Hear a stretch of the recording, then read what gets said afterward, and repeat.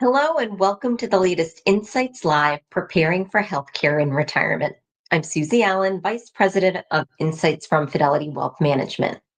Thank you for joining us and submitting questions. Your questions really help shape our discussion. So today we will cover everything from health savings accounts, long-term care strategies, Medicare coverage, and more. This is an important topic with a lot to cover, so let's dive right in. But before we get going, please know Fidelity does not give tax or legal advice, and nothing we discuss today should be interpreted as tax or legal advice. The information we are providing is going to be general in nature, and it may not apply to your situation. If you have legal or tax questions about your specific situation, we encourage you to talk to your attorney or tax professional. All right, to kick us off, let's introduce the fantastic team of Fidelity professionals who are here with us today. I'll ask them to introduce themselves and briefly describe their role. So Chris, let's start with you. All right. Thank you, Susie. My name is Chris Don. I'm a vice president and financial consultant based out of Houston, but I've got clients that do work or live all around the country. I've been at Fidelity for over 25 years, helping clients plan and invest for all phases of life, including healthcare. I'm a certified equity professional and a certified financial planner. And Sarah. Hi, Susie, and hi, everyone. Excited to be here today. I'm Sarah Haflett. I am a vice president at Fidelity and coming to you from Pennsylvania. I co-lead our Fidelity Health Thought Leadership team, and our team is very focused on developing original research and insights and publishing reports that help people make smarter decisions regarding their health benefits and managing their healthcare costs. My name is Jason Webb. I am a regional vice president with Fidelity's insurance agency. I am a certified financial planner with over 17 years of experience here at Fidelity, helping clients and advisors create and implement retirement plans. Well, Chris, you work with clients every day to help them create retirement plans. How do you plan for healthcare costs as a part of that? Yeah, great question, Susie. Like anything else, first step is try to gather as much information as you can. First question is going to be, what benefits are you eligible for? A lot of companies do have retiree health plans, but if not, there are other avenues such as COBRA, which we'll talk about later, retiree reimbursement accounts, which are slightly different than health savings accounts. Some people do have veterans, government benefits, Medicare, Medicaid, or if they don't have those options, maybe they're self-funding and using healthcare.gov to bridge the gap to Medicare. So the first step is just gather the information. What do we have available? Second, we'd like to find out, who are you covering? Are you single, married?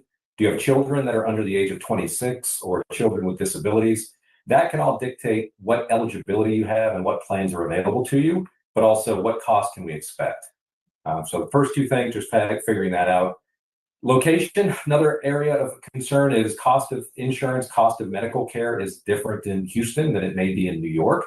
So where are you going to be living in early retirement, later in retirement? That can all drive healthcare costs, whether it be for just general healthcare, long-term care, just location. Where do you live? And right now, budgeting is not the biggest concern for most folks when they're paying for it just based through payroll deductions. It's nothing out of pocket in a lot of cases. It just comes from your paycheck, so you don't see it. It's not a real expense. It is there, but kind of in the back of your mind. But in retirement, it comes to the forefront. You have to pay those either via direct debit from your bank account, write a check, or it's deducted automatically from benefits like pension, Social Security. And once we have all that information, all those details we use from a planning standpoint, I live and breathe almost every day in Fidelity's Planning and Guidance Center. Those that have access to their accounts and online access have access to it themselves. So you can use that information on your own or with us as an advisor. And we'll cover a lot of these topics during our time today. I'm looking forward to it. Well, how can someone go about estimating the costs of healthcare throughout retirement years? Sarah, can you help us here? Sure. Many people are very unaware of what they will have to pay for healthcare in retirement. And unfortunately, spoiler alert, Medicare doesn't pay for everything. And many people think that once they get to Medicare age, everything will be taken care of, but that's just not the case. And so it's really important to understand, what you might be expecting to spend. on your healthcare outside of Medicare during retirement. It's very difficult for the average person to estimate what they're going to need, but fortunately here at Fidelity, we have a team that publishes an estimate of retirement costs in retirement healthcare costs each year. This year's was just released and revealed that a 65-year-old retiring today in 2025 can expect to spend on average $172,500 on healthcare and medical expenses throughout retirement. So big ticket item here. This is beyond what Medicare pays for. And it doesn't include long-term care expenses such as nursing home care or assisted living care or home health care. These costs could be higher for women because women tend to live longer than men do. If we just kind of think about putting that number into a little bit of context, breaking it down, so that $172,500 kind of breaks down into medical expenses like co-payments and co-insurance, deductibles for doctor visits and hospital visits, also Medicare Part B and Part D premiums, and we're going to talk about that a little bit later. And then finally, out-of-pocket prescription drug costs. So that's kind of the makeup of that number. When we surveyed, did our research and surveyed consumers to understand what they expect to pay for healthcare and retirement, we found that about 2/3 of workers over the age of 55 thought that they would spend about $75,000 in retirement on healthcare. So that's a gap of nearly $100,000 between what today's workers are expecting to pay in retirement and what they actually might experience when they retire. Wow. Well, Sarah mentioned that Fidelity's estimate doesn't include long-term care. So, Jason, what should people know about long-term care costs? Yeah, so I'm glad you bring that up, Susie. And it is important to understand that long-term care costs are not included in that survey. When I do think about long-term care costs, there are a few things I want to make sure that people understand. Number one is that long-term care events are more common than most people think. Statistically speaking, for a person turning 65 today, there's almost a 70% chance of needing some type of long-term care. We also know that the average length of long-term care services is approximately 3 years, with around 20% of individuals needing care 5 years or longer, especially those suffering from cognitive impairments like Alzheimer's or other cases of dementia. The cost of long-term care, too, is the cost of long-term care continues to rise. So as you can see here, based on the Genworth study from 2023, their cost of care survey, we have seen the cost of long-term care rise anywhere from 79% to 123% over the last 19 years, depending on where a person receives care. Now, considering there's 11,000 Americans turning 65 every day, the chances are those costs will continue to rise. The third point I would like to highlight is that all those social programs like Medicare may provide short-term coverage to help with things like post-hospital recovery. They are not designed to cover long-term care expenses. So based on this, many families often end up having to shoulder the burden of covering these expenses, which can lead to emotional, physical, and financial strains. The good news is that individuals and families can plan ahead to help address these costs. So now that we've unpacked the concerns, let's talk strategies. We'll start with Medicare. We get a lot of questions from clients about this program. So Sarah, can you walk us through the basics of Medicare coverage?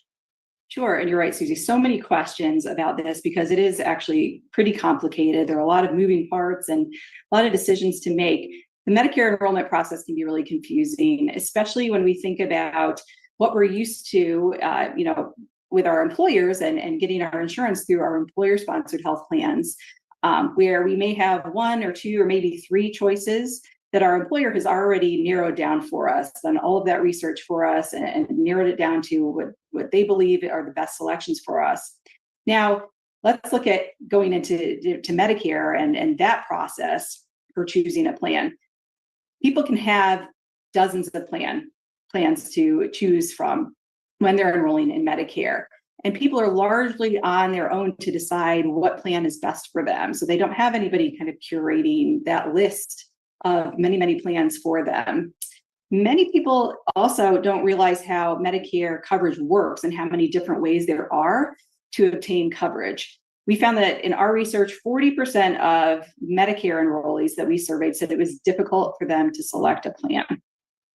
So we can talk a little bit about the basics of Medicare and all of the different parts that make up Medicare. Each of these parts provide a different type of healthcare coverage.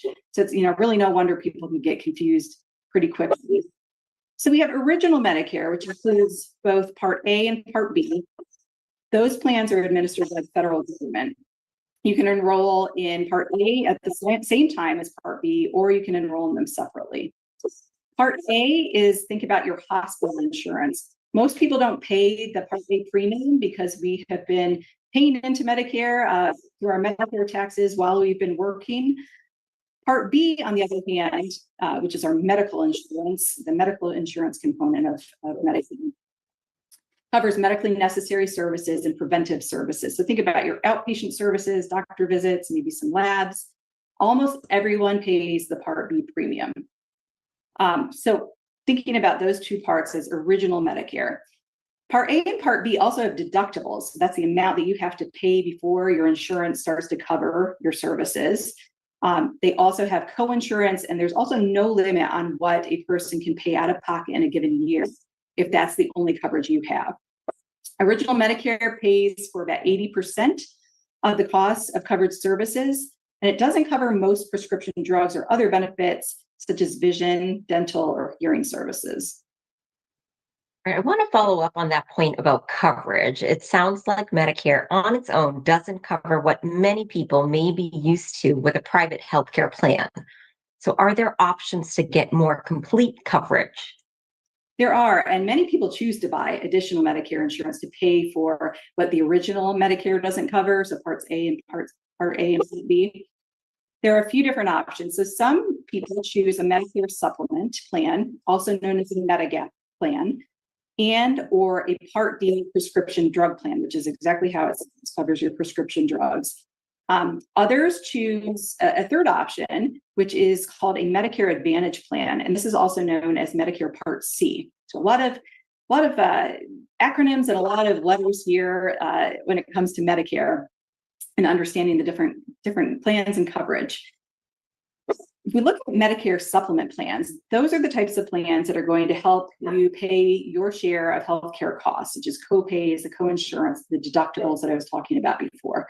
Part D, prescription drug plans help you pay for medications you buy from your pharmacy or through a mail order pharmacy service. And then Medicare Advantage, so this is that Part C, those plans are sometimes referred to as an all-in-one option. They actually combine Original Medicare services with benefits like vision, dental, and hearing, and potentially prescription drug coverage as well. These plans sometimes are desirable for people because they actually come with a pretty low premium, sometimes as low as $0. But there are some restrictions on which doctors you can see and within a certain geographic area. That was a very comprehensive overview. Appreciate it. And now that we've explained coverage, what can you expect to pay for your Medicare plan? Chris, let's hear from you. Sure. As Sarah mentioned, most people don't have to pay for Part A, but there are some caveats to that. Part A is free for those that paid into Social Security, but if you worked less than 40 quarters, basically 10 years, there is a cost to Part A, and it can be as much as $500 per month. But as long as you had a spouse that worked those quarters or you worked those quarters, Part A is free. Part B, though, has a baseline cost and then an escalator cost. And one of the other acronyms we get into with Medicare is IRMA, Income-Related Medicare Adjustment Amount. And think of that as the extra amount you have to pay because you have too much income. The baseline cost is $185 per month, and that's adjusted each year with inflation. Inflation numbers come out usually in the October-November timeframe from the government. That IRMA amount, at $185, depending on your income, it can double or triple the cost of coverage for each person if your modified adjusted gross income is over a certain threshold. So think of $185 times 2 for a couple. It could be $500 times 2 for a couple if you go above those IRMA thresholds. What goes into modified adjusted gross income? All forms of income. It can be IRA withdrawals, dividends and capital gains, the tax-free portion of Social Security, even tax-free income from municipal bonds. And IRMA does have a 2-year look back, meaning your premiums are based on your income from 2 years ago, not maybe the income you're going to have in retirement. So there is a reprieve if you do have a life-changing event, work stoppage, spouse passes away, marriage, something changes that is a life-changing event. You can basically petition Social Security and Medicare to not look back 2 years because of that event. You can fill out a form called Social Security Form 44. It's on the Social Security website along with Medicare, but if you have questions, talk to an accountant, financial professional, if you have specific questions on your situation. And Part D also is subject to IRMA and that same Social Security Form 44. So again, if there's life-changing events, it's important to keep that in mind. If not, you're paying higher premiums for several years when you don't need to. After those basic coverage, then, like Sarah said, there are supplemental or advantage plans or retiree medical plans that also need to be included. So very quickly, we start adding up those numbers. It could be $1,000, $1,200 a month for a couple. That $172,500 we mentioned earlier, that can get used up over a 10, 20, 30-year period of retirement. And for those that are approaching Medicare age, if you're 64 years of age or older, Fidelity does have a Medicare services group able to analyze your current situation, look at available options out there, help you research, help you educate on what choices and what options are available. So I encourage a lot of our clients to use that service, schedule an appointment, talk to somebody, ask some questions. Excellent. So you mentioned a life-changing event, and assuming you don't have a life-changing event, are there any strategies to help avoid IRMA? There are a few options. I mentioned a few in the last question. Mitigating your taxable income, trying to get that modified adjusted gross income below whatever that threshold is for your filing status, single or married. And again, that number changes each year. So a few ways that you can mitigate. Consider taking a tax loss in your non-retirement accounts. What does that mean? Sell something that hasn't made money, a loser, right? A tax loss out there. You can write off up to $3,000 a year against ordinary income in losses, or you can match up unlimited losses against unlimited capital gains if you want to match that up against a winning position in your portfolio. So tax loss harvesting, end of year planning becomes very important. Along with those positions that are in your account that we look at, that you have some triggers, you could buy and sell whenever you want. Some investments, like mutual funds, are forced to pay out capital gain distributions at the end of each year. So if there is a mutual fund that has a high turnover or they have a very good year, they have to pay out their capital gains. Usually it comes end of year, November, December, but it's good to know if you have an estimate of something big coming, how can you offset that? Fidelity's resources, our webpage, towards the end of the year will give you estimates and updates that we can help you with. Other financial firms may do that as well. But trying to get a gauge of what your end of year tax situation is going to be allows you to make some decisions earlier in the year. The other impact, I mentioned tax-free interest goes into the IRMA calculation. Municipal bonds, municipal money markets, yes, they go towards the calculation, but they're usually at a lower rate, meaning you're getting a lesser amount paid to you each month or each year. So that's going to have a lesser impact, but you're also not paying federal tax, maybe not even paying state income tax on it. So it's anything we can do to lessen the total dollars that goes towards that IRMA calculation. Some other timing considerations we look at is towards the end of the year, if you don't necessarily need to take money out of a 401k or IRA, a taxable investment, do you delay that until the following year? Or if you're going to have a bonus payment, something that's big from retirement, a severance, something that's going to come in that's extraordinary, try to plan around that and either push it to the next year or delay doing some other things in that big tax year. And for those that are over the age of 70 and a half, or those that are of minimum distribution age, which is now age 73 or 75, you can do a charitable distribution from an IRA account. And that's just a tax-free withdrawal from an IRA. That doesn't go towards the IRMA calculations, but it's a way for you to satisfy those minimums that you have to take out. And for those that aren't 70 and a half, or if you want to try to increase your itemized tax deductions, the One Big Beautiful Bill added some additional considerations for standard versus itemized deductions, but a lot of clients do bunch charitable gifts, meaning maybe you do a bigger charitable gift in one year, and a lesser in 2 or 3 years after that. You're trying to get a big tax break in 1 year and not as much in future years. So those are a few ways to help soften the blow. All right, great considerations, Chris. Well, between costs and coverage, there's clearly a lot to take into account in choosing a Medicare plan. Sarah, can you help us understand some of the factors to consider? Susie, there are a lot of roads to Medicare, a lot of different ways that Medicare, the whole Medicare enrollment process can play out. And a person's path to Medicare is largely dictated by two main factors, age and working status. Generally, it's these two factors that will determine what types of coverage are available and the timing of their enrollment. So someone who retires before the age of 65 is in a completely different situation from someone who is 67 and still working. So let's just maybe talk a little bit about those who are continuing working past 65. For those individuals, if there is an individual working past the age of 65 who wishes to remain on their employer-sponsored insurance, there's some things to take into consideration here. These individuals must make sure that their employer coverage meets certain requirements so that they can make sure that they can delay Medicare enrollment without having to pay a penalty. These requirements are called creditable coverage, and the rules can differ based on the number of employees an employer has. So, really important to actually get in touch with your employer to understand that. Creditable coverage actually just means that the coverage that your employer is offering is and it will actually pay on average as much as Medicare would. Drug coverage also must be creditable coverage. For those who are working past their 65th birthday, there is a special enrollment period up to 8 months after your employer coverage ends to enroll in Medicare Parts A and Part B.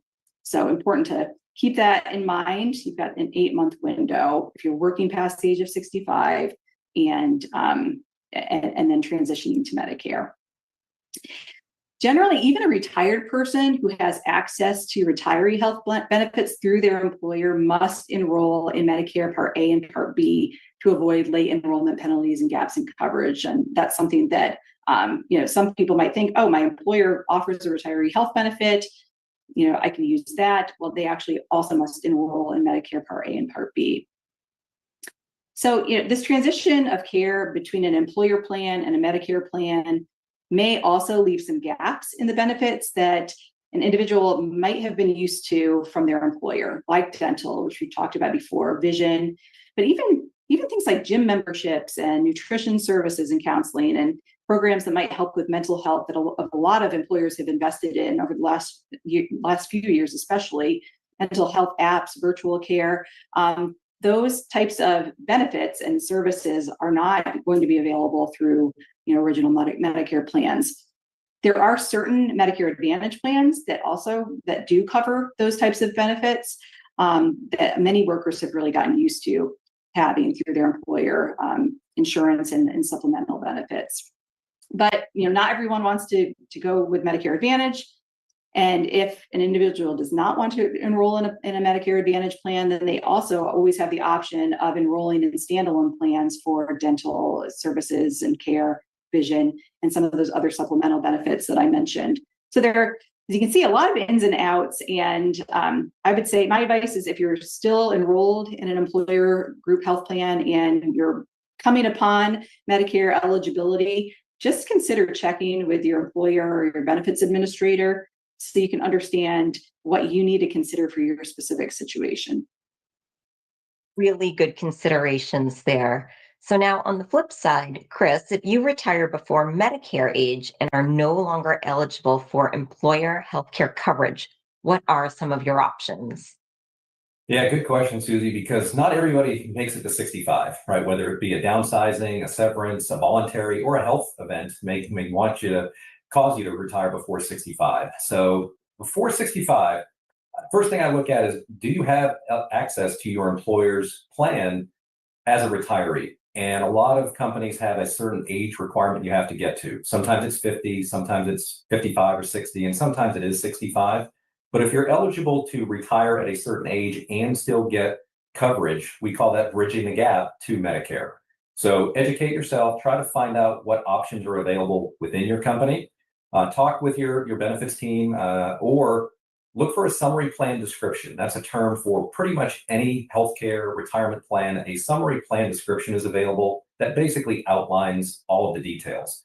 You'll typically see it during open enrollment, but you can also go to your employer benefits website and find it as well. If your company doesn't provide retiree options for Medicare, for medical and retirement, a lot of companies have access to COBRA, which is a government program, stands for Consolidated Omnibus Budget Reconciliation Act. Basically means your employer will help you bridge a gap of up to 18 months, but it's usually at a much higher cost. It's not going to be the same cost you were paying as an active employee. So usually it's a stopgap measure, but it gives you some time to think and learn about what your options are. The other thing to think about is look at a spouse or partner's employer health plan, those life-changing events I mentioned earlier. When you leave employment, you may be able to jump on to another company or another plan during the outside of the open enrollment window. So basically that life-changing event allows you to enroll before the next annual cycle. So again, reading through that documentation becomes very important. Check with benefits, check with the group health plan options that are out there. And if all else fails, the next step is the marketplace. Healthcare.gov, the ACA marketplace, allows access to coverage, may not be at the same cost, maybe a higher cost, but could be a lower cost. There are some subsidies out there. And the recent passage of the One Big Beautiful Bill does extend coverage of these plans and make more eligible. Think of the Olympics, bronze, silver, gold. There's different types of healthcare plans that are out there. So having more plans available is a good thing. And we'll talk a little bit more on that. Well, clearly, even in the best case scenario, healthcare retirement is a significant expense. Jason, can you explain how a health savings account can help? Yeah, absolutely. So for those that are eligible, health savings accounts can offer many benefits to help with addressing healthcare costs in retirement. These type accounts provide what we refer to as a triple tax advantage way to save for healthcare costs. First, the contributions allow you to reduce your income in the year you contribute. Second, the assets can be invested and grow federally tax deferred. And third, any withdrawals used for qualified medical expenses are tax free. Health savings accounts can be a great way to help pay for future Medicare premiums, co-pays, deductibles, and prescription costs, as well as qualified long-term care premiums up to the IRS limits based on age. Now, it is important to note that Medicare supplement or Medigap premiums are not considered a qualified medical expense, so distributions from your HSA to pay for those premiums would not be tax-free. One last piece that I like to highlight, especially with us talking about Medicare today, is that if contributing to an HSA, a health savings account, and approaching Medicare enrollment, it is important to coordinate your final contributions before the start of Medicare coverage. This is another area people should review or consult with an advisor to avoid potential tax penalties. Great, very helpful. So what do clients need to know about health savings account eligibility, which was just expanded in the most recent tax law? Sarah, can you help us here? Sure, I definitely can. And I would say that, health savings accounts tend to have a lot of misconceptions, surrounding them. And we'll try to go through a couple of those right now. But, what we have found is that the health savings account can be one of the, most valuable tools to use in retirement, but it's often overlooked as a retirement planning tool. So, a lot of people don't understand that it can be used for healthcare costs in retirement. They think maybe it's just, for today's healthcare expenses, which it certainly can be used on, but it's also a great way to save for those expenses in retirement. But another reason is that in order to contribute to an HSA, you have to be enrolled in a high deductible health plan where you have to cover all of your costs up to the deductible before the insurance starts paying.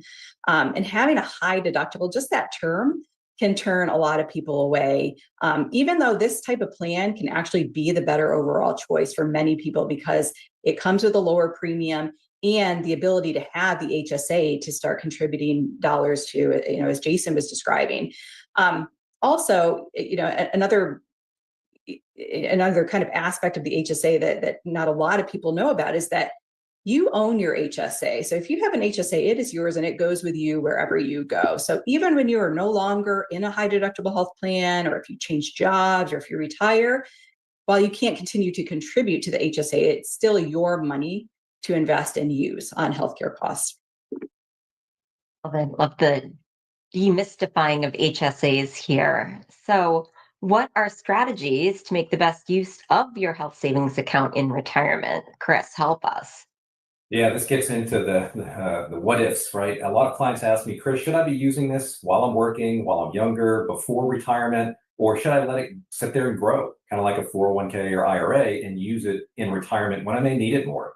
So the first thing I always look at is situation, right? If you're a younger person, single, maybe a newlywed couple having a child, you may need that health savings account now versus later, and that's the priority. If you're trying to get maybe a contribution from your company. A lot of companies put a base amount into a health savings account, and then you're putting some additional pre-tax money in and taking it tax-free, right? So situational use may be an important factor there. If somebody's older, doesn't need it right now, or they're in their high income years, they may truly want to save it for retirement and let it grow, and it could be some combination approach out there. The other thing I look at is, do you have, I mentioned earlier, a retiree reimbursement account, something that your company provides? Usually that's the first pool of funds we may want to look at using, because that may not be able to pass on to beneficiaries, maybe a spouse, but not to children. HSAs do have beneficiaries, and we'll get into some strategies there as well about timing of use. And if you're married or over the age of 55, you can make a family contribution to one HSA account. There's some complexities with catch-up contributions and who has to set up an account first, but those withdrawals are tax-free if used for the current year or previous year's qualified expenses. I don't think most people realize that, but if you didn't take a withdrawal 2, 3, 5 years ago, but you had an expense that qualified while you were in a high deductible plan, you can take a lump sum withdrawal and it's still tax-free. So there are some nuances there on timing of use. And we speak about timing after the age of 65. Withdrawals don't have to be used for healthcare. They can be used for non-medical reasons, but they would be subject to income tax. So if you do end up building up an HSA account and you need some funds, think of it almost like a pre-tax 401k or IRA. And I mentioned earlier beneficiary use of HSAs. Spouses can pass that on and still receive the tax-free benefit with withdrawals for healthcare costs. But if it passes to someone else, a child, another family member, non-spousal beneficiaries, regardless of use, have to pay tax on that. So one of the strategies I talk with clients when it comes to, unfortunately, end-of-life care, or we had a huge medical expense, is, does it make sense to cash that HSA out tax-free because you had a qualifying expense, or pass it on to a family member and now they're stuck with the tax burden? And then make sure these accounts have beneficiaries listed. I see that missed quite a bit. That's not just for HSAs. That's just a general update, which we'll talk more on. But beneficiaries pass outside of a will. So making sure you've got an HSA account with a beneficiary listed and who that beneficiary is important. And if you do job switch, move from job to job, and you have multiple HSA accounts, consider consolidating them. Fidelity, and myself, I help folks move HSA accounts from other providers just for simplicity, make it easier, have it in one place. Really important to underscore the beneficiary piece. Thank you, Chris. Jason, you had talked about long-term care earlier. So let's talk a bit more about long-term care insurance. What are the options for covering that cost? Yeah, I appreciate the question. So essentially, there are 4 different ways to pay for long-term care. So first is personal savings, then government assistance, followed by traditional long-term care insurance, or what we call hybrid long-term care insurance, which offers life insurance with a long-term care option. So let's break each of those down, because I think it is important to understand each. So personal savings being the first one, one of the benefits to that is that your personal savings can provide flexibility and growth, but it can put a heavy strain on a family's financial wealth. So this option really should only be considered if you have substantial savings. Now, government assistance, there are federal programs that may help cover limited long-term care expenses. So for example, Medicare, which is not designed to cover long-term care services, may cover some limited benefits if they are part of the recovery process. Medicaid, on the other hand, may help low-income individuals, but that is only once a person meets eligibility requirements, which is typically after the person has exhausted their assets. TRICARE, similar to Medicare, provides limited benefits for uniformed service members, retirees, and their families, but also for veterans, there may be some assistance to the VA.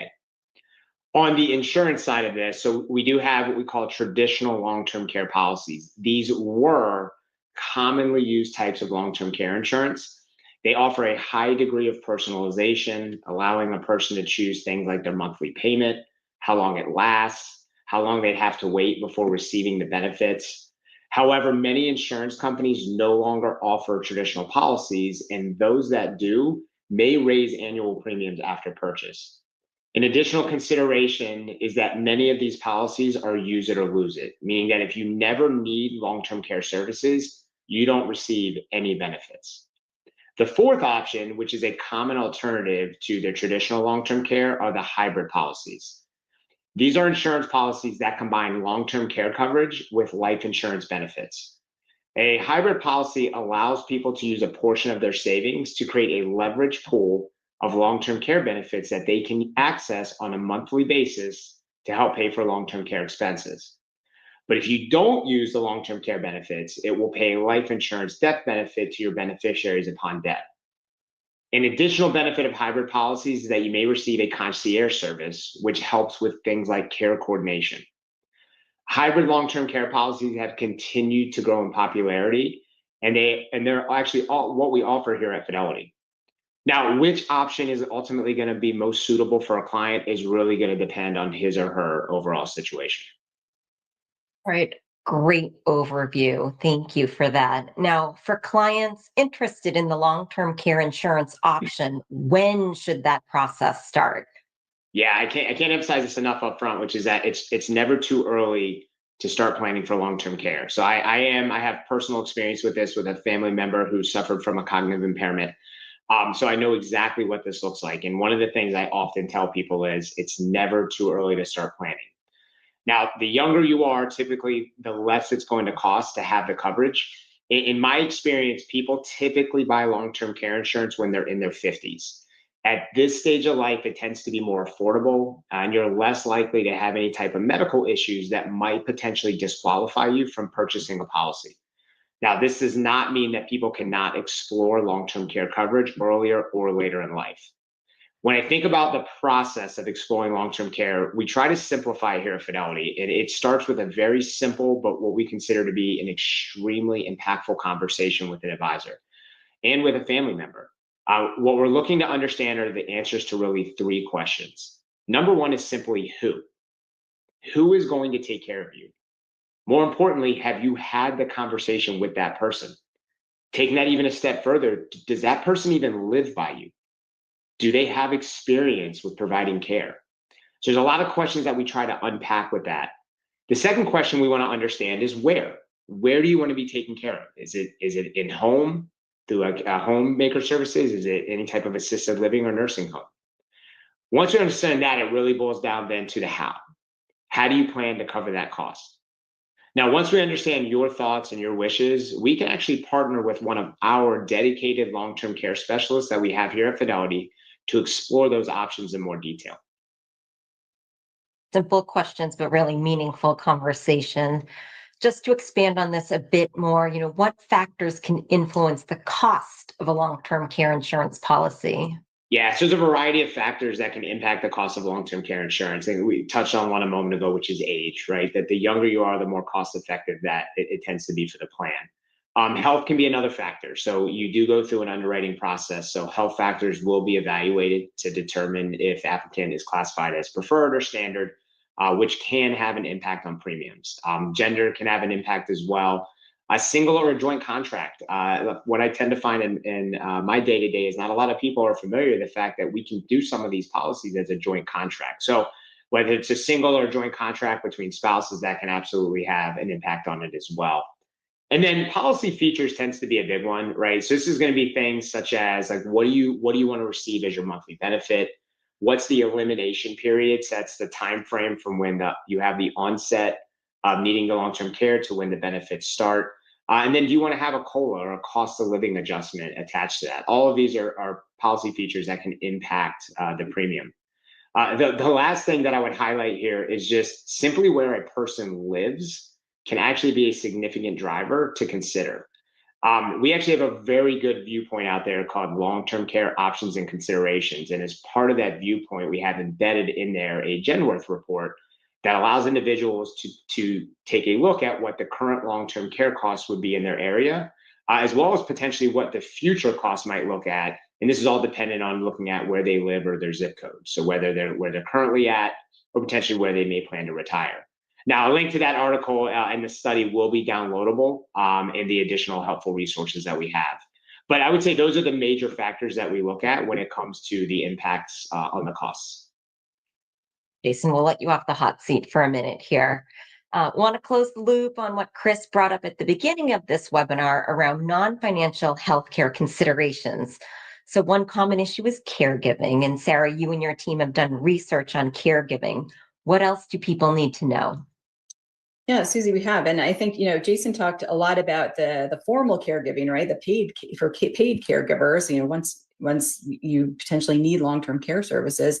But what about the unpaid caregiver, right? Which, really tends to happen quite often to individuals during retirement where, maybe one spouse becomes ill and the other becomes the really the day-to-day caregiver for that spouse.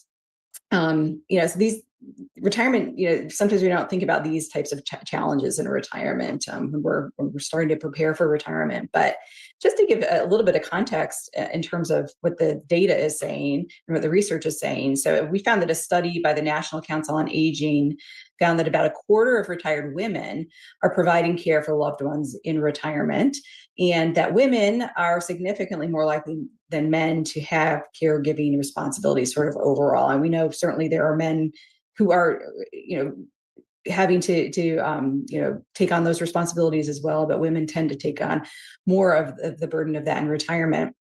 And obviously, when someone is trying to balance their caregiving with other demands from family demands, community responsibilities, maybe they're doing some sort of work in retirement that is unpaid, something's bound to fall through the cracks. And most of the time what we find is that it's the caregiver's own health.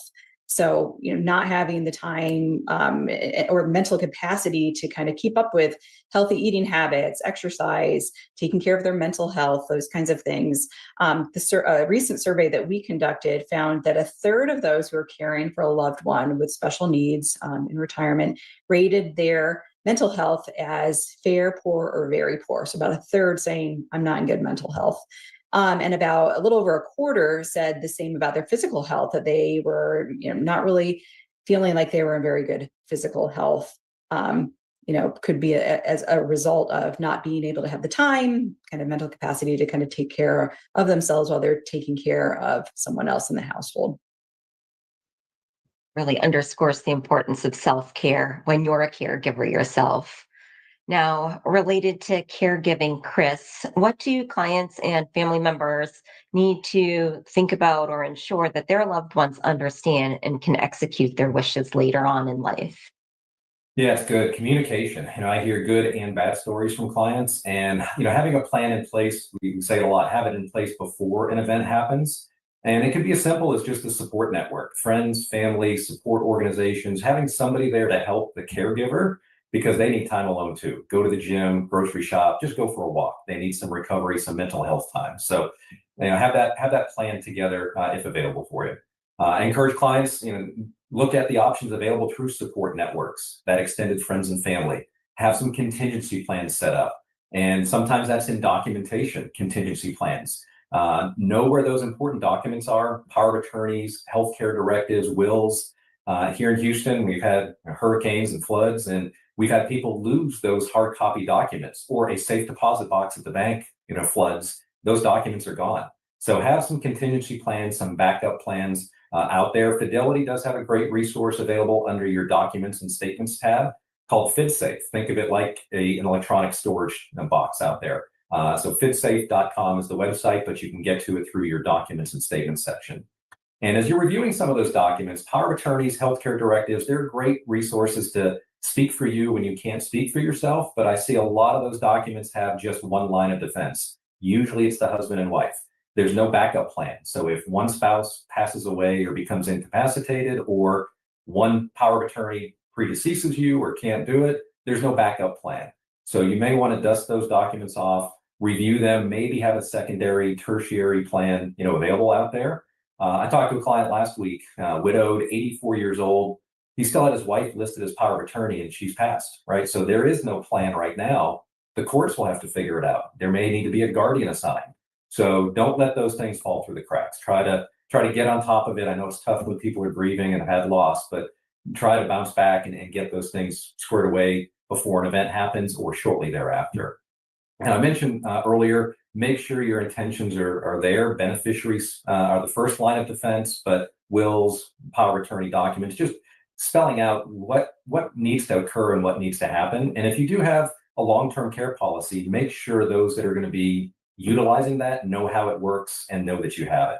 And again, conversations. Family members need to know those details. Are they an executor in your will? It can help alleviate the stress. I do see a lot of clients that don't unveil the curtain. Basically, they don't share with the family members, and I'm usually the one having to share it after a life event. Certainly, I can do that, but I think it's much more impactful when it comes from the family member. It can alleviate stress for that person when they are losing a loved one, but then also trying to figure things out. So depending on the situation, I'll invite children, family members. We'll do an in-person meeting, a Zoom call, but I encourage folks do that on your own as well. It's good to have a third party or a financial advisor there in your corner, but have those family conversations yourself. Such power in having those family conversations for sure. Well, we have covered a lot of ground today, and I'd love for each of our panelists to share a few key takeaways to leave our viewers with. So, Jason, let's start with you, please. Yeah, so it's been a great time today. So just two things I would leave our viewers with. So one is that Fidelity views healthcare expenses as one of the 5 key risks to retirement income security. It is extremely important to understand the impact of these healthcare costs and what they will have on your retirement plan. Additionally, planning ahead for long-term care, which is a separate cost, can help families manage the physical, financial, and emotional challenges that arise when a loved one requires these services to meet their needs of daily living. Sarah. Yeah, I would say don't be too quick to discount enrolling in a high deductible health plan that allows you to have a health savings account. For many people, this can be the most suitable option for them because it can help them save on healthcare costs, not only today, but use those funds, saved up funds in the HSA for healthcare and retirement. I think earlier Jason said it's never too early to start planning for long-term care. I would say it's never too late to contribute to a health savings account. Often we hear in our research that people who are kind of nearing retirement age, over the age of 55, just disregard them because they think they're not worth it, but they can be. There's still time to build up funds for retirement. And then finally, I would just say, look for a Medicare advisor or broker who can provide you with easy comparisons, data-driven comparisons of different plans, their features, and also be able to provide you with greater personalization and curation of options that are available to you. And then really look for those who are really interested in offering you more of a neutral, educated, education on these plans and less of a sales pitch. And Chris. Yeah, we'll wrap it up here. Educate yourself on the options available. It's important. You can never have too much information. We need it as advisors to help, folks out there understand what benefits are available. So, read through it yourself, and then that helps us help you out there. Communicate with the loved ones. Let them know what your intentions are. Get the proper documentation together. And if you need help, reach out. Myself, other financial advisors here at Fidelity, but attorneys, doctors, support organizations. Reach out with questions before and during those health events. Well, thank you, panelists. And we hope you, our viewers, will join us for part 2 of this discussion on preparing for healthcare costs in retirement on August 21st, where we'll take your questions live. In the meantime, if you have more questions about managing healthcare costs in retirement, please reach out to your Fidelity representative. And if you don't have a representative, visit fidelity.com/find-an-advisor. And for more timely market updates and insights on other financial planning topics, subscribe to Insights from Fidelity Wealth Management for exclusive invitations to future wealth management webinars and access to our weekly newsletter. Thank you so much for joining us.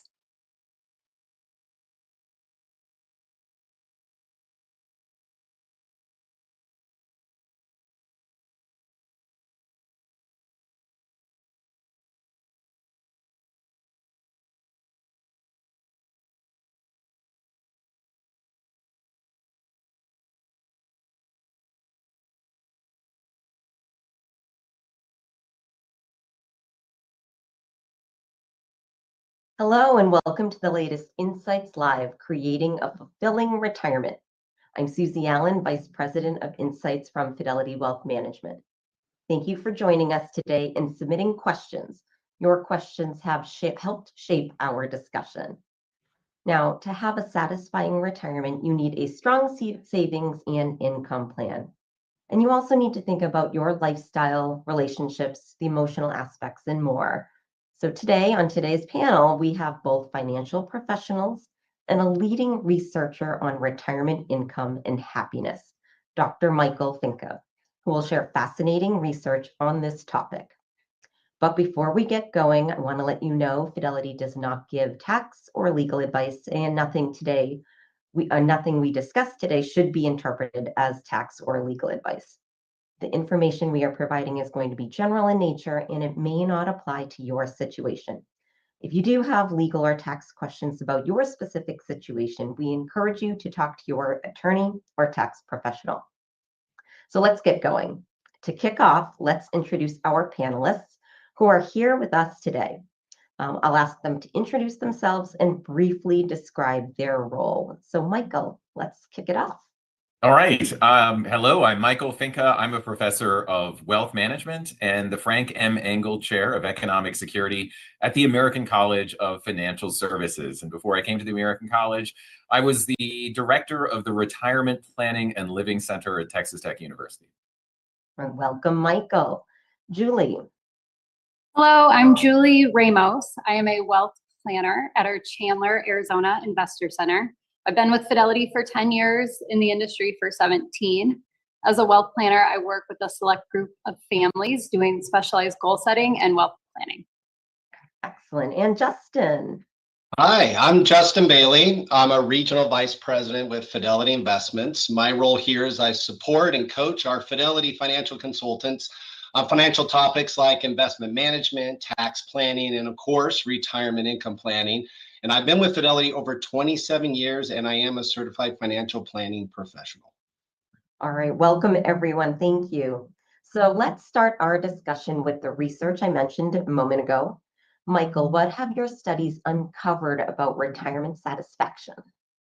Well, let me start out by saying that in my research, I use a survey of 20,000 retirees. It started in 1994. It goes through the current day.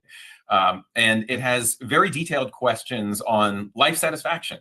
So I can actually go into the survey and look at the predictors of life satisfaction in retirement. And what I found is that they really cluster into three different areas. It is money, which is, I think, good news for those of us who have saved for retirement, is having more money does generally make us happier, although it does tend to level out at about $4.5 million or so after that. It's not making us quite as happy, but money makes us happy. Also, the form of money, which is something we'll talk about later. Some people hold wealth in investments, some people hold wealth in pensions. There's a difference between the two when we look at life satisfaction. Also, relationships. Not surprisingly, relationships are a very important predictor of life satisfaction. The relationship that you have with your primary partner or your spouse is the most important relationship that you have in retirement, but also the relationships that we have with our friends. It seems that they become even more important in retirement because we're spending more time in leisure. So we get to draw from those friendships even more than we had in the past. And by the way, children, not a significant source of life satisfaction in retirement. So this has some implications if you're thinking of moving close to your kids. It's really your primary relationship and your friends that are the most important predictors of life satisfaction. And then the third pillar of life satisfaction is health. Obviously, you can have money and you can not have health and not be very satisfied in retirement. So it's really, what I see is that all three of those areas can combine satisfaction. And very often it takes not just money, because remember, money is just green paper or dots on a computer screen. It takes some combination of the money and relationships and health to be able to produce a more satisfying retirement. What the three have in common is that they're all investments. So what is an investment? An investment is a sacrifice that we can make today in order to live better in the future. So it's easy to see why a financial investment is an investment, because that's money that I could have spent on going out to dinner today, or I could buy a nicer car or a bigger house, but instead I save it for the future so that I can live better in the future. So that's really the definition of what an investment is. But it also characterizes health. I can make an investment in my health today in order to live a more active and a longer retirement. And I can make investments in my relationships. I can go to visit a friend today. I can maintain those friendships that I have during my working years so that I can then draw on those in retirement. All right, awesome. That's so interesting to hear about these investments, and we'll talk about more of that soon. So a lot of us understandably focus on planning for our retirement expenses and not as much about planning for our time. So how should we think about our lives in retirement? Or put in another way, how do we avoid becoming bored? Well, I actually have a collection of photographs of couples sitting on the beach watching the ocean from financial services companies. So it's kind of ubiquitous. In order to motivate people to save for retirement, you have to get them to imagine buying a beach house and then sitting in beach chairs and looking at the ocean. But the reality is that when you do that and you sit there looking at the ocean, after about half an hour, you probably start getting bored. And then you realize, well, this isn't it. One of the mistakes I think people make is that we think about retirement as being a very long weekend. And we think that many of the things that we enjoy doing on the weekend, like playing golf or, going out to the beach or going to the mountains, these are things to get away from a life where we've had a lot of structure, a lot of engagement, social engagement. We've had challenges in the workplace. And then the weekends are all about getting away from that. I mean, that creates a certain amount of balance in our lives. But in retirement, if that's all we do, then it can seem a bit imbalanced. So what ends up happening is that oftentimes people become socially isolated in retirement and they become bored. And you really have to think in advance about how you're going to fill your days. How are you going to get that same sense of fulfillment and engagement? And what I found is that it's very often about habits. It's about thinking ahead of time, what sort of habits am I going to develop? Because honestly, the number one time use among retirees other than sleeping is watching television. And if we can end up falling into, I think, a bit of a rut in retirement unless we plan for a more satisfying retirement. And I think a lot of that is really down to social engagement. One of the worst things that can happen is that we can become more socially isolated. Excellent, thank you. Well, Julie, you see this in action every day when you work with clients. So how do you help your clients establish their vision of retirement? Yeah, thanks, Susie. This is one of my favorite parts of the planning process because everyone's vision of retirement is so personal and unique. I always start by encouraging them to dream a little. I'll ask them, if you could design your perfect week in retirement, what would that look like? They don't usually tell me it's watching TV. Sometimes people are surprised by what they come up with, though. Let me share a story. I had a client who was really struggling with this. She had two big passions, a love for competitive ballroom dancing that she had enjoyed for years, and she knew she wanted to spend more time with her grandkids in retirement as well. She felt like she had to pick one over the other, and it was causing her a lot of stress. So we spent time talking about what each activity meant to her, how it contributed to her sense of purpose and happiness. And through these conversations, she realized she didn't have to choose. And we worked to create a retirement plan that allowed her to take dance classes a few times a week and also set aside dedicated time for her grandkids. And then we built in a budget both for dance trips and family trips. And what I've learned is that retirement isn't about giving up these things, but finding the right balance. And my role is to listen, ask thoughtful questions, and help clients see what their retirement can be both exciting and fulfilling. Love that. Thank you so much, Julie. And I do love the idea of balance, and it's so important to find balance in all parts of your life, certainly. So, Michael, what has your research found about retirement expenses? Yeah, I mean, I get this question a lot. What are my retirement expenses going to look like? And let's take a step back and think about what were my expenses like before I retired. And for a lot of people, they're not spending all of their salary. They're saving a portion of their salary. They might be saving 15% for retirement. They're paying payroll taxes. If you really want to replace the lifestyle that you had before retirement, it may be closer to about 60% for those higher earning Americans.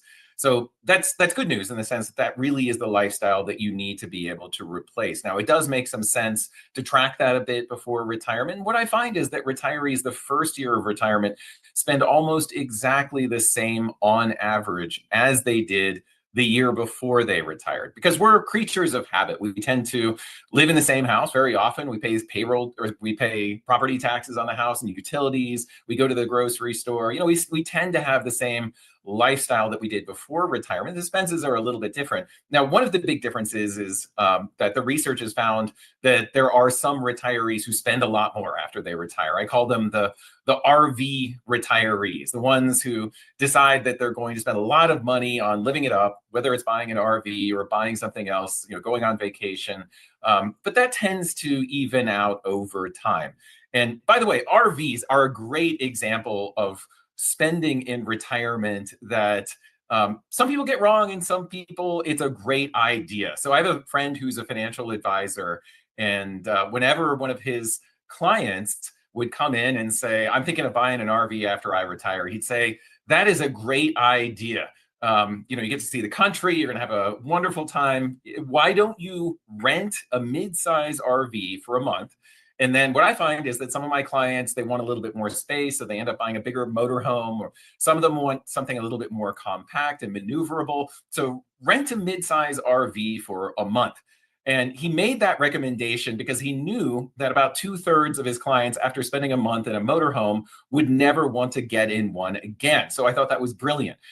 So what ends up happening is that there is a certain type of retiree who maybe gets in the motorhome, goes from one RV park to another, sees national parks or monuments, and then they get back to the park, and then they plug in and watch cable TV and get up the next morning and go for a drive. They're basically underpaid truck drivers. And there's other types of RV owners that will get to the park and they'll put up a sign saying, hey, it's the Campbells, welcome, say hello. They use it as an opportunity for increased social engagement. And that's really the bottom line when it comes to spending on things like, you know, a motorhome or even a classic car. If it provides an entree into social engagement, then it's likely to be a successful purchase. So if you're someone who's always wanted to buy the classic car, then I think it's actually, especially for men, because men do become more vulnerable to social isolation in retirement, go ahead and buy the classic car because it's really entree into a social group.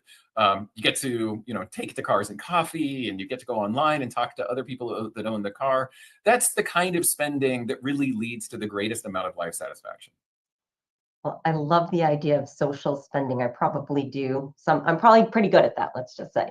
All right, well, speaking of expenses, housing is one of the biggest for many retirees. We covered this recently in a program. And so one of the biggest decisions many of us make about retirement is where to live. So Justin, what are your thoughts about that decision? Yeah, now that we're in retirement and I don't have a employer holding me down, I can be more mobile and move around. However, there are some financial considerations to think about. And I think most of us want to anticipate, or kind of, I guess, as those pictures show that Michael shared, maybe closer to a beach or in a more warmer climate. But there is going to be some costs. So here's a few questions to consider. Wherever I'm going to be looking at relocating, first of all, are those cost of living factors going to increase or decrease? Maybe if I get closer to the beach, all of a sudden I have flood insurance I'm going to have to start paying for, or something like that. So we have to make sure that we understand those costs. Also, we're probably going to be drawn to maybe where our taxes are going to be impacting us. Are there states with higher taxes or lower taxes? And maybe there's some local taxes that we need to be considerate of. Also, the hope, and I love what Michael's saying about social engagement. Hopefully I'm going to move something closer to a hobby or an activity that makes me more interactive with others, maybe closer to family. But remember, maybe that's an activity that I haven't used or haven't been a part of. Is that going to be increasing costs? So we just want to make sure that we know what we're signing up for and that we have budgeted for that. I'd say this though, I know we can go online. We can probably do some comparison pricing out there, but the best thing to do is actually, and I'd like to steal that idea about the RV, maybe if I'm going to move to a location, maybe a warmer climate, maybe I rent for a little while so that I understand what are the neighborhoods instead of just going straight by, because maybe I don't want to be that close to the beach because I get tired of the sand and I'd rather live 5 miles in from the beach, right? And maybe my flood insurance is a little bit cheaper. But also talk to some of the professionals there, obviously family, friends, neighbors, but also real estate agents and others that would give you a good idea of what that cost would be. One more thing to consider is I think we're always thinking about those first handful of years of retirement, but maybe stretch us to think a little bit beyond that, maybe 10, 12, 15 years out, because this is a location of where we're going to be aging. So this is where I want to talk about aging costs. And I'm not talking long-term care. I'm just talking maybe there's a point I'm going to slow down. Maybe my faculties will get a little slower. Maybe I need some house upkeep. So what would that cost? Yard maintenance. Maybe I need some help with shopping. All those kind of things on top of, do I have access to the doctors that I'm going to need, some of the physical therapy, all those costs kind of come into the decision of where I want to locate.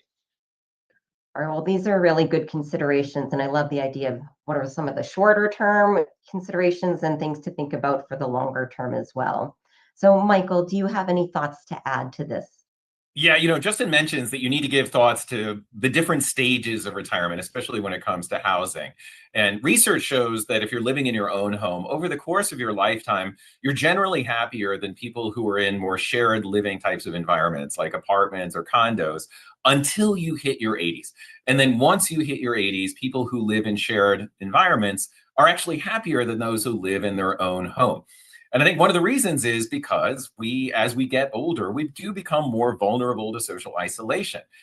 We change physically, we change cognitively, and it's a little depressing, but fewer of our friends are around by the time we hit our 80s. So I think it's actually a good idea to plan ahead. Let's say at the very outset of retirement, you do a little bit of looking around for a type of living environment that you want to transition into, maybe 15, maybe 20 years into retirement, but you should recognize that you're going to actually prefer that kind of a living environment at some point.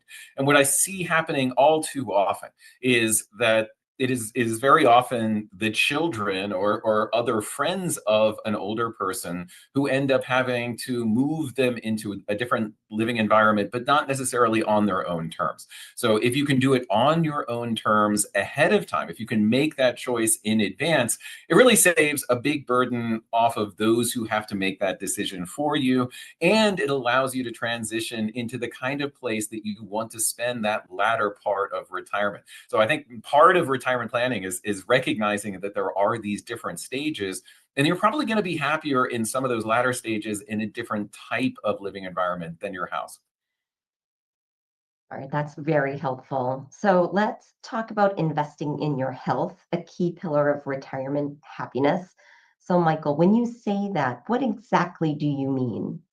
Yeah, so I did a study about a year ago with a guy named David Stewart. He has a website called superage.com, and David is very big on healthy aging. And his idea is that aging is an aspirational life cycle stage. We can enjoy our lives into our 60s, 70s, and 80s, but it requires a certain level of physical capabilities. And I want to, when I get to retirement, go hiking in Switzerland. And so, of course, I need to save up to be able to fly there. I need to rent a chalet, but I also need to be physically able to go for a hike in the mountains.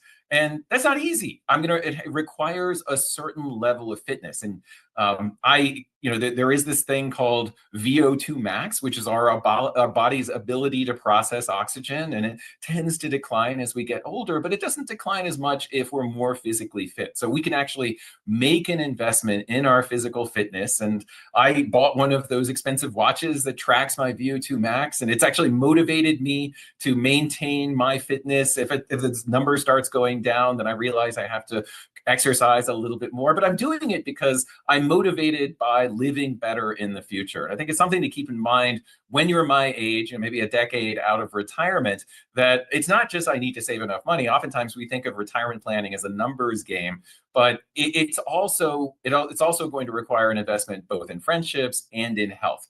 And if I don't make that investment in health, what is the use of the money? It's not going to be as enjoyable. Well, I love that idea of being motivated by wellness. So, besides investing in wellness, what are some strategies to plan for covering later in life healthcare expenses? Justin, can you help us with that, please? Yeah, so based on some of our recent research from Fidelity, the average 65-year-old individual who's retired will spend about $165,000 over their retirement lifetime just on healthcare. So that's all the out-of-pocket cost and Medigap policy coverage and so forth. Now, luckily, that's not all at one time, because 165,000 is a big number, and that's going to be spread out. Of course, a lot of that might be showing up towards the end of our life. In addition to that, that's not including if we end up needing long-term care. That could be an additional $117,000 per person just for the average private room nursing care. So there's some cost there. I like it though, because we are, I don't like the cost, but I do like that we're investing in our health and that will extend our living. So a couple of things to keep in mind. The first strategy that I would say is sit down and budget with us. So it's not a complicated strategy, but we have some software here at Fidelity that we can help you with a budget. And this particular line item of healthcare, we actually do inflate that at a higher than above average, because healthcare tends to be increasing, unfortunately, faster than other things that go up on inflation, because we want to make sure that that expense will be covered and that we will have the resources to access it. Because the more I access it and use it, the better I'm going to feel. So that would be number one. Number two, what typically happens is as I get older, late 70s, early 80s, even into my 90s, of course, I'm just going to access more healthcare, and I'm probably going to need more therapeutics and therapy and medicines and so forth. So let's plan for that particular increase of expense. One way that we can use that or anticipate that is use a thing called a QLAC. Now, I know that's an odd word. It's actually an acronym. It's QLAC. The Treasury Department actually issued a rule about almost 15 years ago that basically said a qualified longevity annuity contract. That's what it stands for. What that means is I can take a sum of my IRA money, so pre-tax money, and I can put it with an insurance company.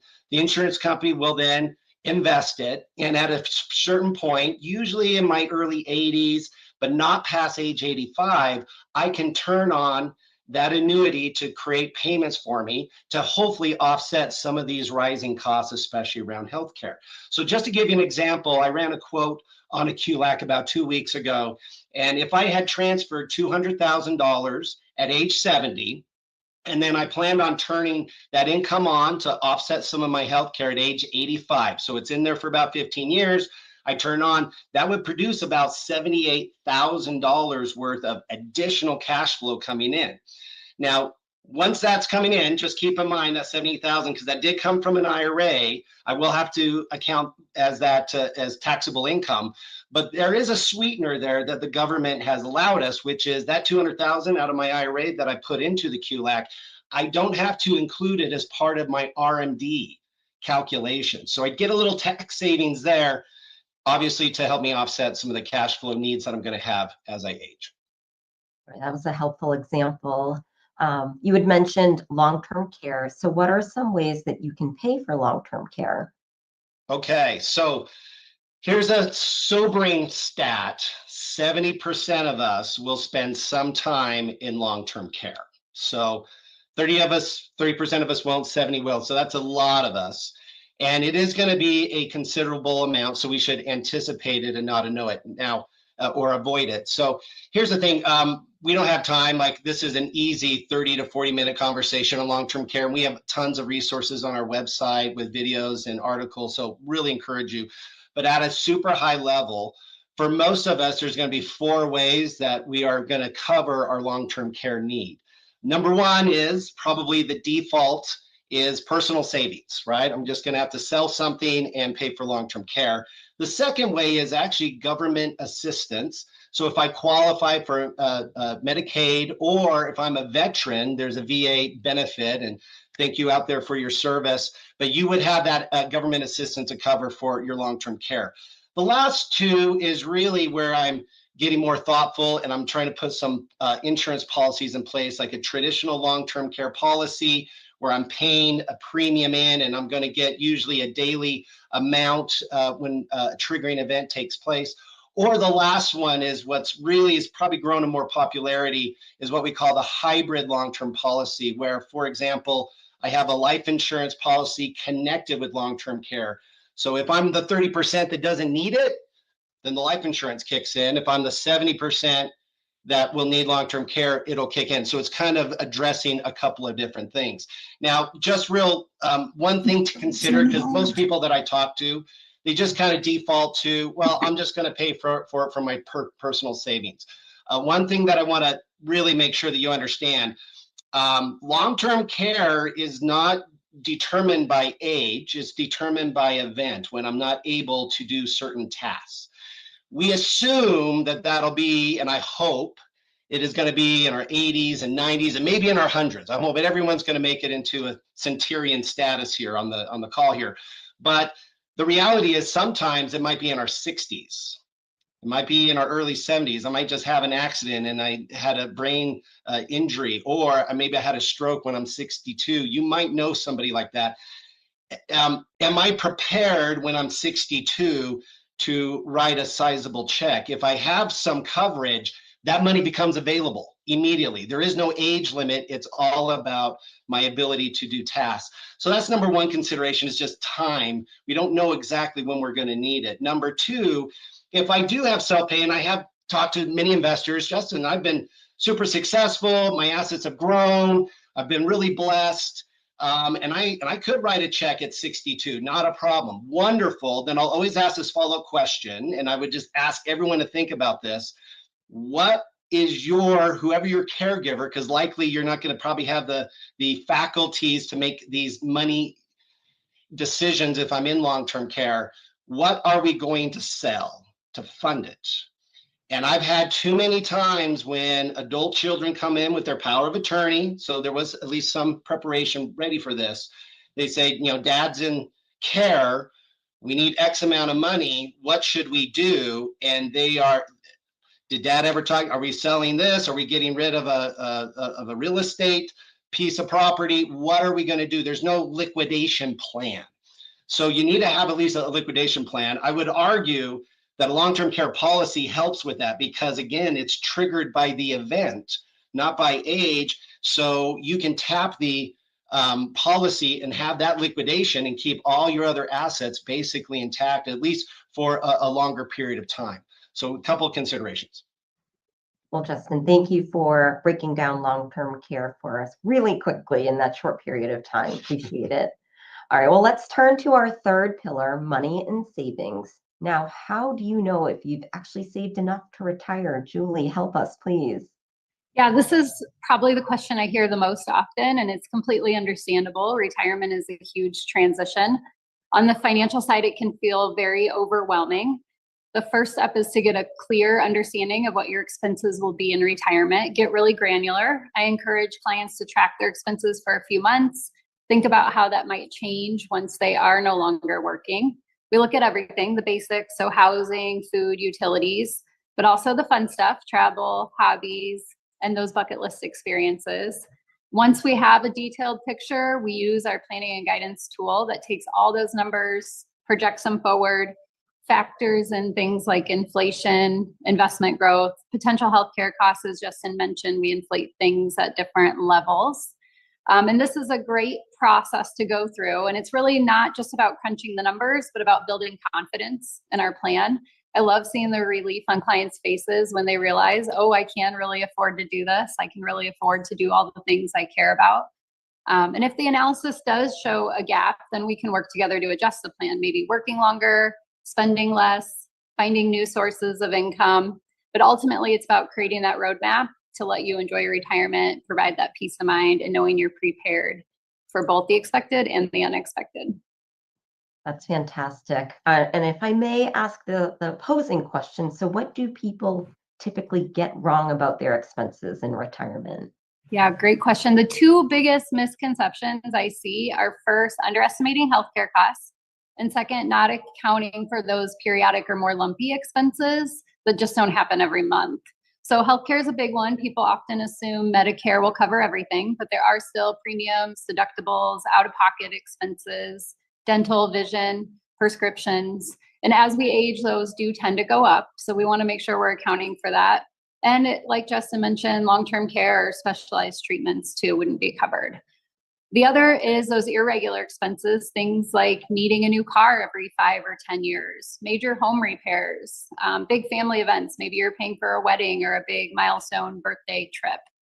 Most people are pretty good at budgeting the regular stuff, the cell phone bill, the utilities, the property taxes, but it's those infrequent things that can throw a wrench in the plan if you're not prepared. The one thing I do want to point out, though, is the good news is many retirees are very surprised to find that with proper planning, their wealth can actually continue to grow in retirement.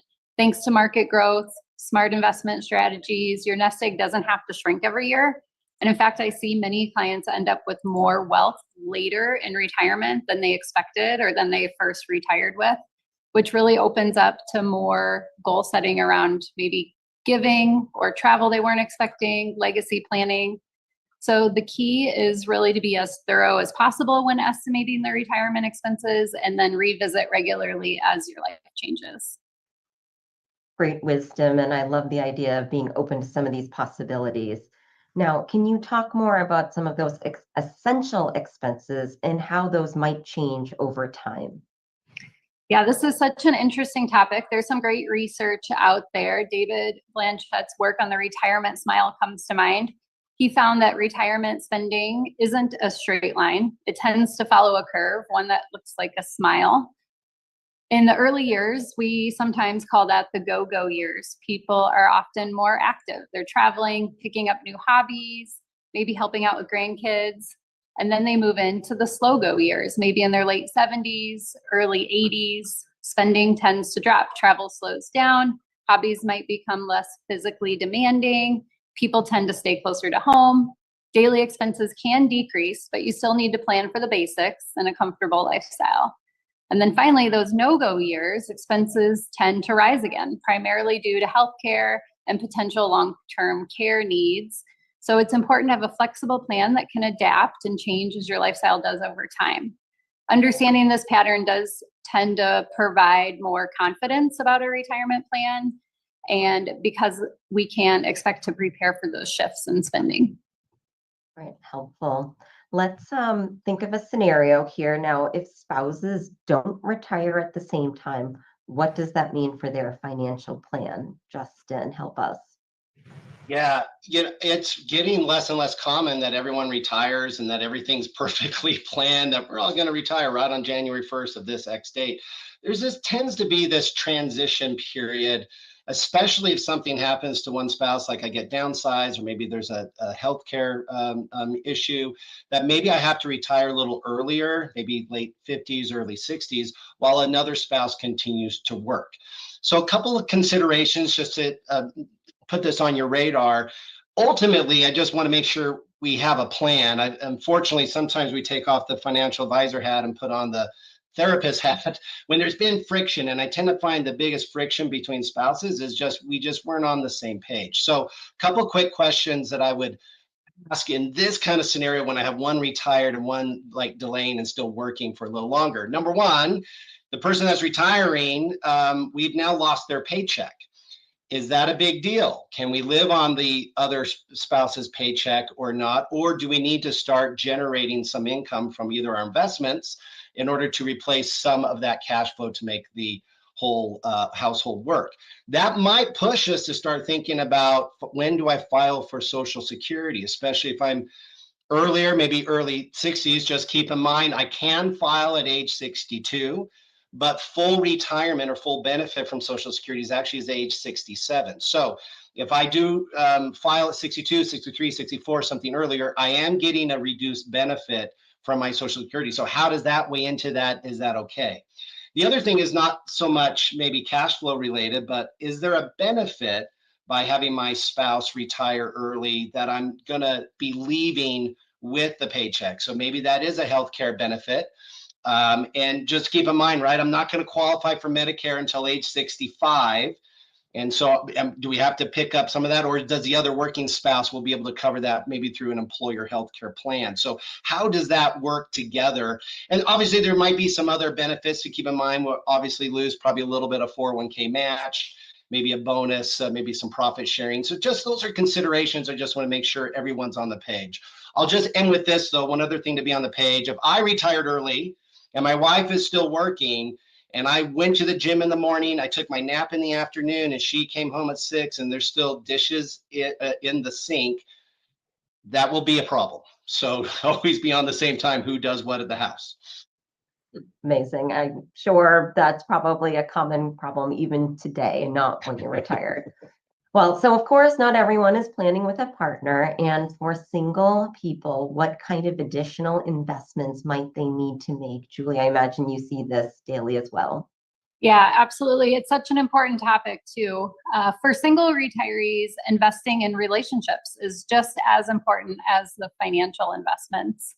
I can think of one client particularly. I work with a retired nurse. She's a great example of this. Throughout her career, she built strong connections with the younger nurses she worked with.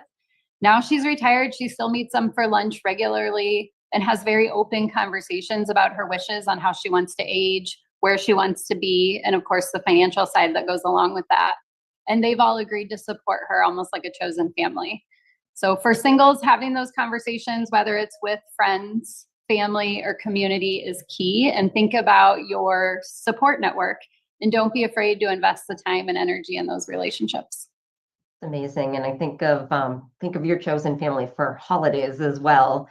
Well, we know that spending in retirement can be a source of stress for retirees, even those who have saved enough to cover their expenses. So what can help alleviate that stress, Justin?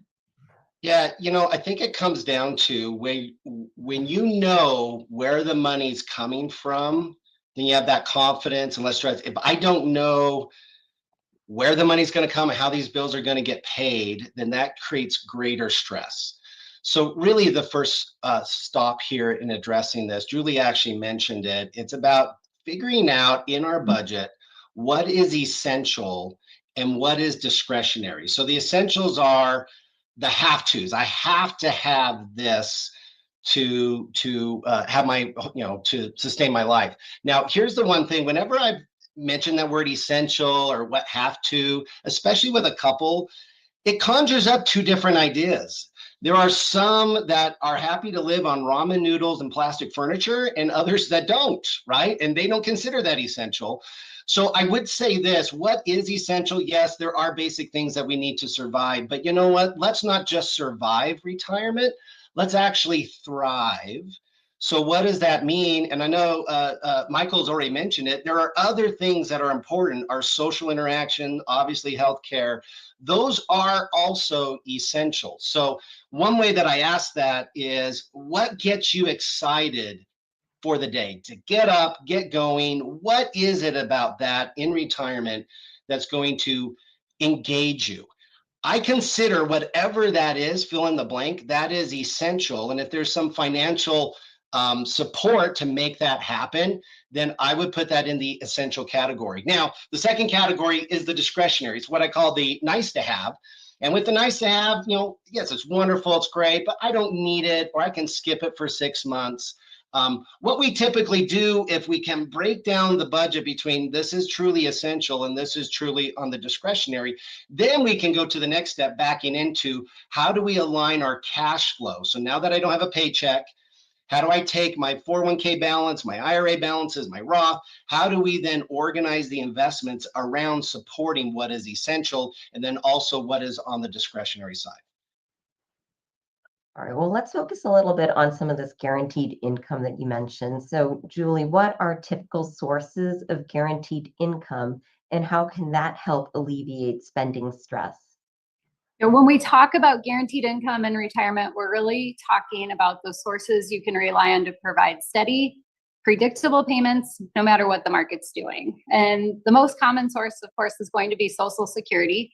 For most Americans, Social Security forms the foundation of their retirement income. It's a monthly payment adjusted for inflation, lasts for the lifetime, and it provides a lot of peace of mind for a lot of people. The second source of guaranteed income we see would be pensions. We're seeing fewer and fewer pensions today. Typically, we see pensions from government employees, retired military, or teachers. They're not as common from corporate plans as they used to be. In the 17 years I've been doing this, I've seen a significant decrease in the number of clients receiving pensions, or maybe it's only a partial pension in some cases too. The third example of guaranteed income would be insured income, income guaranteed by an annuity. An annuity is designed to turn a lump sum of savings into a stream of income, often for life. There are different types: immediate annuities, deferred annuities, fixed or variable, but the key benefit is they provide a guaranteed monthly payment. Income guaranteed by an annuity can potentially reduce some of the financial concerns or the stress and provide more confidence. All right, well, Michael, what does your research tell us about how income influences retirement happiness? Yeah, as Julie just mentioned, most retirees rely primarily on Social Security to provide them with a regular paycheck in retirement. And in a former era, you used to have what was known as the three-legged stool of retirement security. So one leg was Social Security, another leg was savings, and another leg was income through a pension. Now, people are not getting a pension anymore, but they do sort of carry their pension around on their back in their defined contribution plan, their 401k. So oftentimes people will arrive at retirement with a lot of money saved in their IRA, but they won't have a whole lot of money in that private income part of the three-legged stool. And I feel like this is a different state of being for a lot of retirees, and they're not as comfortable about spending money out of savings as they were of income. And in fact, I've done some research where I find that retirees who have income will spend significantly more than retirees with an equal amount of wealth. In other words, let's say you had $500,000 that you could use to buy $3,000 a month of income with an annuity, or you just have the $500,000 in investments. If you have the income, you're going to spend a lot more. So one of the reasons why you're going to spend more with an income is because of what's known as longevity risk. And I have an example that I very often give to help people understand the concept of longevity risk and why people don't spend enough in retirement when they just hold investment assets. And it's to imagine that it is your son's birthday, and you've invited somewhere between 5 and 40 kids that are going to show up for the birthday party. And they all arrive one at a time. And when they walk through the door, you have to cut them a slice of cake. So you have a single large birthday cake. You're going to get somewhere between 5 and 40 kids that are going to walk through the door. The first kid comes in, and you have to decide how big of a slice of the birthday cake to cut. Well, you know, there could be 35 kids coming through the door. So you're not going to cut it into 20 slices, even if on average 20 kids are going to show up to the birthday party. So you cut a smaller slice of cake. And then let's say 30 kids come through the door and you're running out of cake and you're starting to get nervous. You cut even smaller slices. Now, what if instead there was a bakery who would make you a deal? They do 1,000 of these birthday parties every year. So they say, well, just pay a little bit more for the birthday cake, but you can slice it into exactly 20 slices, because on average, 20 kids are going to show up. And if more than 20 kids show up, then we will arrive with a second birthday cake, and you can again cut it into 20 pieces. So the end result is that each kid gets a bigger slice of cake, and I worry less about potentially running out. which of course would be a tragedy if a kid comes in and there's no more cake left. I mean, they would cry, they would go to their parents, you'd not get invited to any more parties in the neighborhood. So you're always going to naturally be more conservative. You do the same thing with your retirement savings. You don't know how long you're going to live. So you end up cutting your savings into smaller slices because you're so worried about potentially running out. You can actually transfer what's known as that idiosyncratic risk. You get no reward for taking that risk. You can transfer it to an institution, in this case, an insurance company, and essentially spend as if you're going to live to about the average longevity. And if you live longer than that, then the insurance company is going to be on the hook for making those additional payments.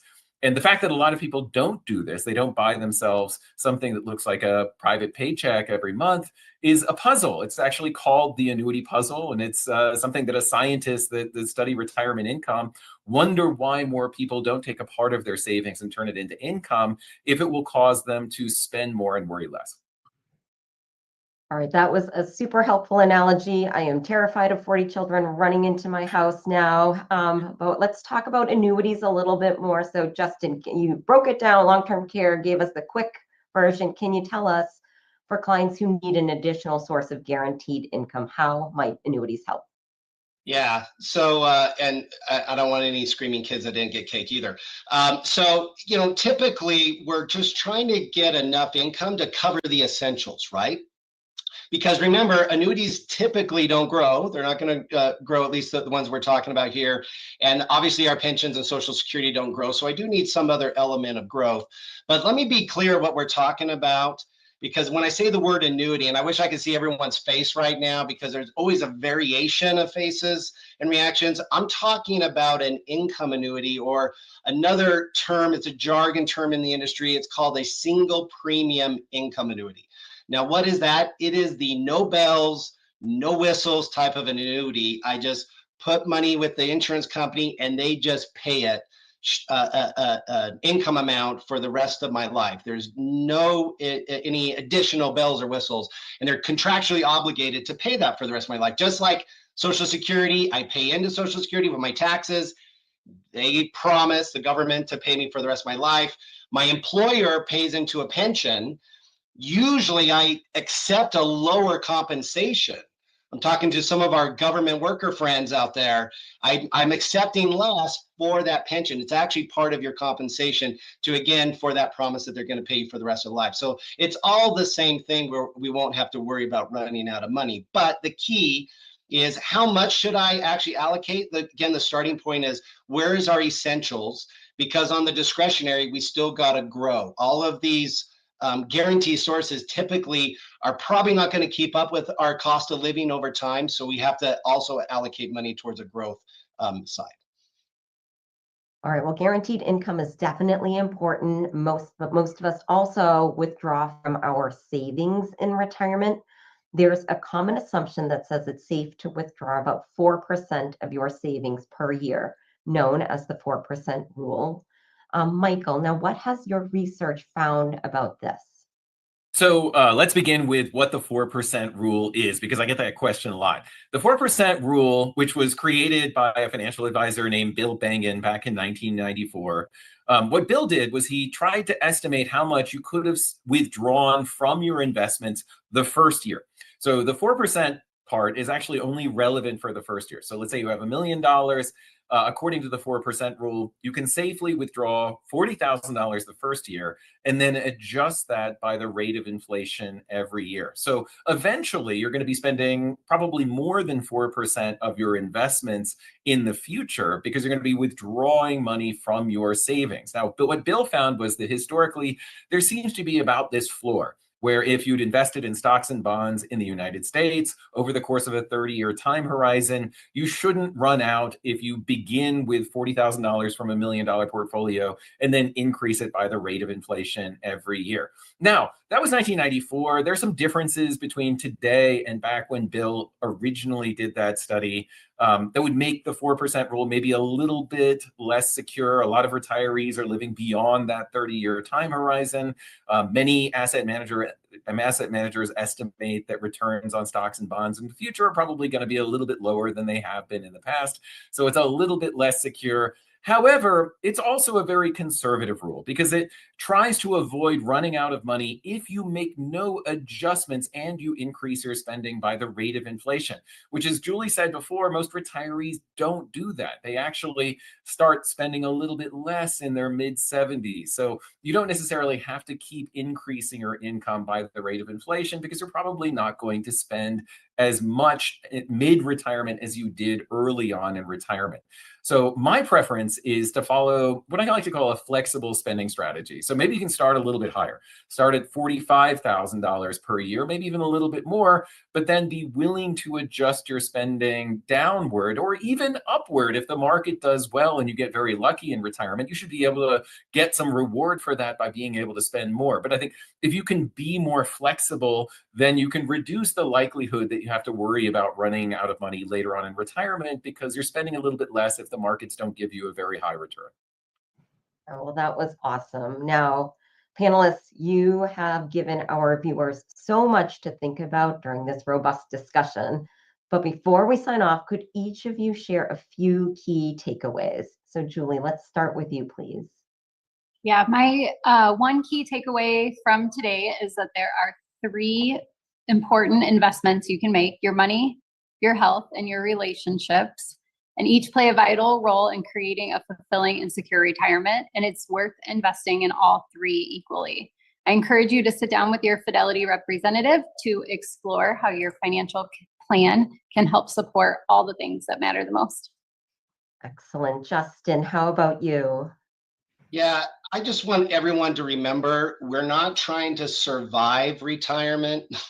We want to thrive. I really hope everyone's retirement is their best chapter yet in their life, because now we have this open free time. And if we sit down with us and we'll work out all the math and the numbers and help you figure out budgets and cash flow and get that all done so you can engage in what you are really passionate about and take advantage of this opportunity in front of you.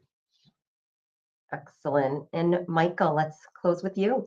I think one of the best news that we can get from the research is that retirees are actually happier. So people tend to be happier after they retire than they were when they were working. So retirement is a good thing. It's a goal that makes sense. It's something to work for. But then why does retirement make us happy? I think the biggest reason is that it gives us autonomy. It gives us control over what we do with our time.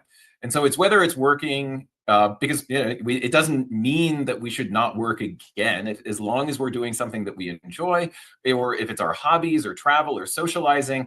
The best pathway to a successful retirement is to plan on spending our time doing whatever makes us the happiest. Wonderful. Thank you so much. Now, if you have more questions about planning for your retirement, please reach out to your Fidelity representative. If you don't have a representative, visit fidelity.com/find an advisor. And for more timely market updates and insights on other financial planning topics, subscribe to Insights from Fidelity Wealth Management for exclusive invitations to future wealth management webinars and access to our weekly newsletter. Thank you so much for joining us.